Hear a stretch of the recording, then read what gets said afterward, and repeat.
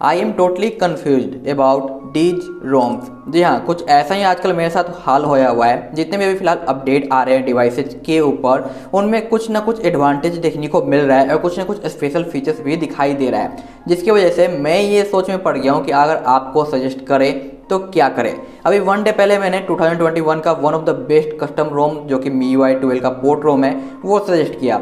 उसके पहले एक रेजर एडिशन आया था, वो भी मैंने आपको सजेस्ट किया था। उसके पहले एक MMX का अपडेट आया था, वो भी काफ़ी इंटरेस्टिंग था, जो कि मैंने आपको सजेस्ट किया था। सबके अपने अपने एडवांटेज हो रहे हैं। और अभी फिलहाल मैं यूज़ कर रहा हूँ एक हेलेस रोम, जो कि ये भी काफ़ी कमाल का है और इसके भी अपने कुछ अलग फ़ायदे हैं। तो मैं आपको अब ये नहीं बता पा रहा हूँ कि आपके लिए परफेक्ट कौन सा होगा। तो मैं हर एक रोम का जो एडवांटेज चीज़ें होंगी, जो फीचर्स होगा वो आपको बता दूंगा, जो कमी होगी वो मैं आपको बता दूंगा, और आप खुद डिसाइड कर लेना कि आपको क्या चाहिए और क्या नहीं चाहिए। और इसके बारे में आप कमेंट भी करके बता देना कि आपको क्या अच्छा लगा इस रोम का और किस वजह से आप इस रोम को यूज करना चाहोगे, ताकि मुझे हेल्प मिल सके, ताकि मैं आपको फिर से बेस्ट रोम सजेस्ट कर पाऊँ। ठीक है, तो चलिए देखते हैं कि इस रोम के साथ हमें क्या कुछ नया देखने को मिलता है और मैं क्यों कंफ्यूज हो रहा हूँ आजकल आने वाले रोम को यूज करने के बाद। बस आपसे रिक्वेस्ट रहेगा, प्लीज़ वीडियो को पूरा लास्ट तक वॉच करें और नए हैं तो चैनल को सब्सक्राइब जरूर करें, क्योंकि इसी तरह का इंटरेस्टिंग अपडेट मिलता रहेगा। और आप एक शेयर करोगे ना तो भाई मेरी बहुत मदद हो जाएगी। तो प्लीज़ हेल्प करने के लिए एक शेयर जरूर करें।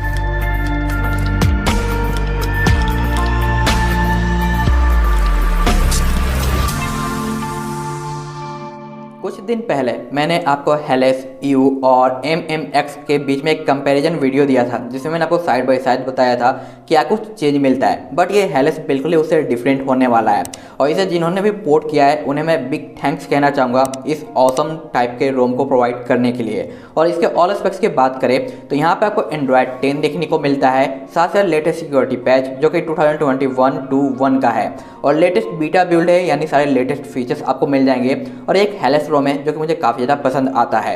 यहाँ पे इथेरियल का लेटेस्ट कर्नल यूज किया गया है, जिसकी वजह से परफॉर्मेंस तो मुझे काफ़ी कमाल का देखने को मिल रहा है। और आपको पता होगा कि जब भी हम कोई पोर्ट रोम यूज करते हैं तो वहाँ पे काफ़ी ज़्यादा डिले देखने को मिलता है स्लाइडिंग पे, सेटिंग ओपनिंग पे, और टच रिस्पॉन्स, और काफ़ी ज़्यादा स्टटरिंग और गिल्च वगैरह नज़र आते हैं। बट यहाँ पे आजकल जितने भी अपडेट आ रहे हैं ना, सभी में ये चीज़ फिक्स हो गया है, तो ये मुझे काफ़ी ज़्यादा अच्छा लगा। यानी ऐसा फील होता है कि हम एंड्रॉयड 9 का कोई पोर्ट रोम यूज कर रहे हैं। इतना स्मूथनेस हमें देखने को मिल रहा है हमारे एंड्रॉयड 11 और 10 के पोर्ट रोम पे, जो कि मुझे काफ़ी ज़्यादा सही लगा। और जब भी ये ऐप वैलिड हम ओपन करते थे पहले वाले रोम के अंदर, तो काफ़ी ज़्यादा लैग और काफ़ी टाइम लगाता था ये शो होने में, जबकि ये काफ़ी ज़्यादा सुपर डुपर हो गया है फास्ट। आप देख सकते हो स्लाइड होते ही ये नज़र आ रहा है और कहीं पे लैग देखने को नहीं मिल रहा है। यानी 1-8% का है, बट बाकी के रोम के कंपैरिजन में ये काफ़ी ज़्यादा फास्ट हो चुका है। साथ ही साथ यहाँ पे आप देख सकते हो पूरा सेटिंग कस्टमाइज किया गया है और कोई भी थीम यहाँ पे यूज नहीं किया गया है। बस इसका जो डिफ़ॉल्ट थीम है उसी के ऊपर एडिट किया गया है, मॉडिफिकेशन किया गया है, ताकि आपको एक बेहतरीन सा लुक देखने को मिले सेटिंग के ऊपर। तो ये बाय डिफ़ॉल्ट सिंगल थीम मिलता है और इसे मैंने अलग से डाउनलोड कर रखा है, जो कि इसका चाइना थीम स्टोर है।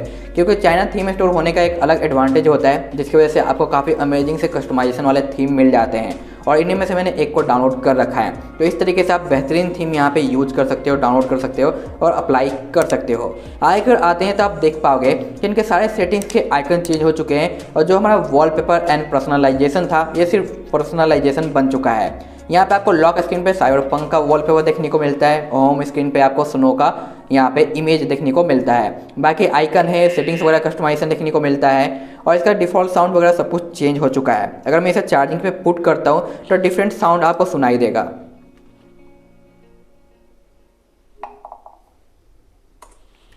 आपने सुना किस टाइप से हमें यहाँ पे साउंड देखने को मिल जाता है इसका। और साथ साथ अगर हम आगे की ओर आते हैं तो यहाँ पे आपको वॉलपेपर की जगह कोई वॉलपेपर प्रोवाइड नहीं किया गया है, तो वही सारे नॉर्मल से वॉलपेपर है, आप अलग से चाहो तो यूज कर सकते हो। रिंगटोन के अंदर नया लुक देखने को मिलता है, जो कि काफ़ी टाइम पहले प्रोवाइड किया गया था। बाकी नोटिफिकेशन अलार्म वगैरह सेम दिखाई देते हैं। लॉक स्क्रीन पे सब कुछ वही है, बस इसका कलर इस बार चेंज हो चुका है, जो कि हमें ग्रीन ग्रीन दिखाई देता है, जबकि ऑफिशियल में डिफरेंट कलर नज़र आता था। तो ये ग्रीन आपको देखने को मिल जाएगा। साथ साथ लेटेस्ट वॉल्यूम स्लाइडर आपको देखने को मिलता है, जो कि काफ़ी ज़्यादा ग्रीन है देखने को मिल जाता है। तो जिस तरीके से Razer edition red colour use करता है, यहाँ पे इस बार हमें ग्रीन कलर देखने को मिलता है।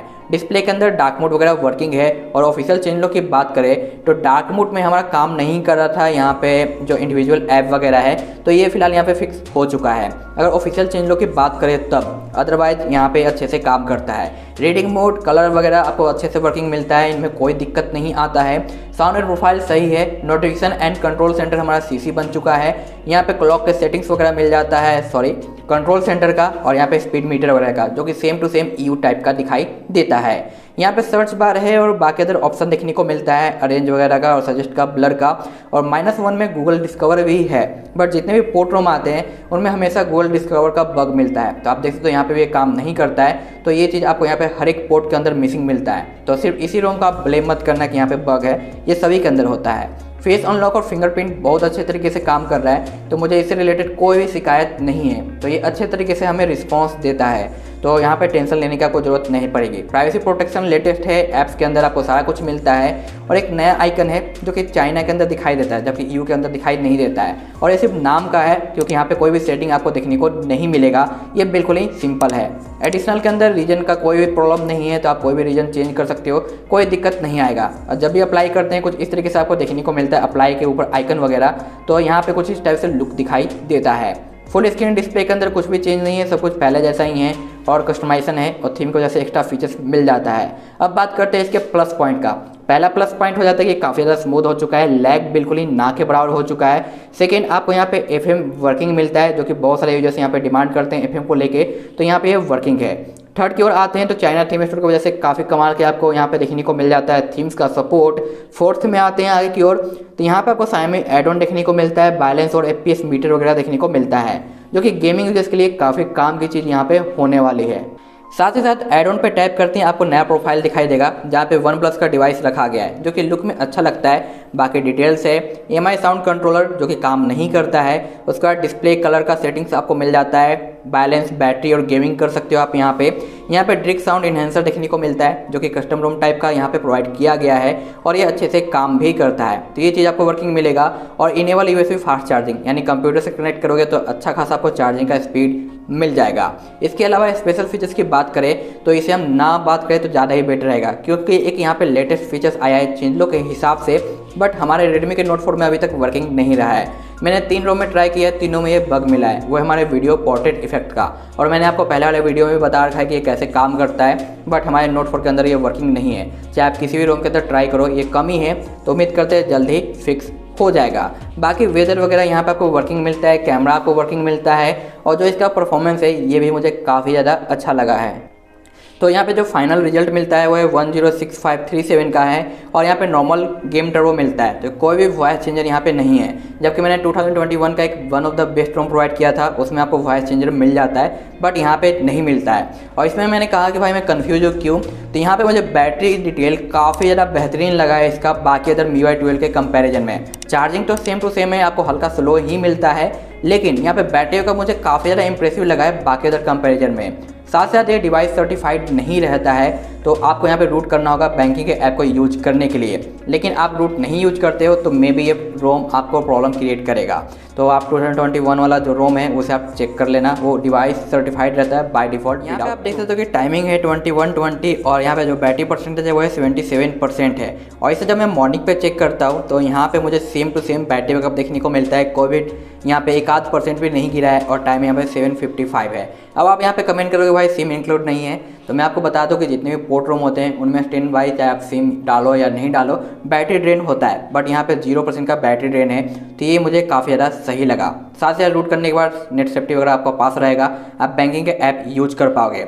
और यहाँ पे चार्जिंग का स्पीड थोड़ा सा ठीक है, और बहुत सारे रोम जितने होते हैं जिसे यूज करते हैं तो नॉर्मल बेसिक यूजेज पे उसका बैटरी ड्रॉप होने लगता है, बट इसका वैसा नहीं है, इसका नॉर्मल तरीके से ड्रॉप होता है। तो यहाँ पे आपको अच्छा खासा बैटरी बैकअप भी देखने को मिलने वाला है। साथ साथ आप यहाँ पे ब्लूटूथ वगैरह यूज कर सकते हो, बट यहाँ पे आपको वीडियो कॉल का सपोर्ट अभी तक देखने को नहीं मिलता है, क्योंकि ये हर एक रेडमी के नोट 4 के एंड्रॉयड 10 रोम का प्रॉब्लम है, तो यहाँ पे एक कमी मिलेगा। साथ साथ यहाँ पे जो बटन लाइट है ये भी काम नहीं करता है, तो इसे आपको फिक्स करना पड़ेगा। कैसे फिक्स होगा इससे रिलेटेड मैंने आपको पहले ही वीडियो दे रखा है, तो आप उसे चेकआउट करके फिक्स कर सकते हो। तो यहाँ पे जो कुछ भी था सब कुछ मैंने आपको बता दिया है। अगर आपको अच्छा लगा है तो लाइक करिएगा और डाउनलोड करिएगा और अप्लाई करिएगा। लेकिन आप कमेंट करके ज़रूर बताना कि आपको यहाँ पे इस रोम का क्या कुछ सबसे ज़्यादा अच्छा लगा है, जिसकी वजह से आप इस रोम को ट्राई करना चाहोगे। और यहाँ पे इसका जो बूट एनिमेशन है वो भी आपको डिफरेंट देखने को मिल जाता है इस बार। तो हो गया सब कुछ कंप्लीट डिटेल इस रोम के बारे में। सो टाटा बाय बाय।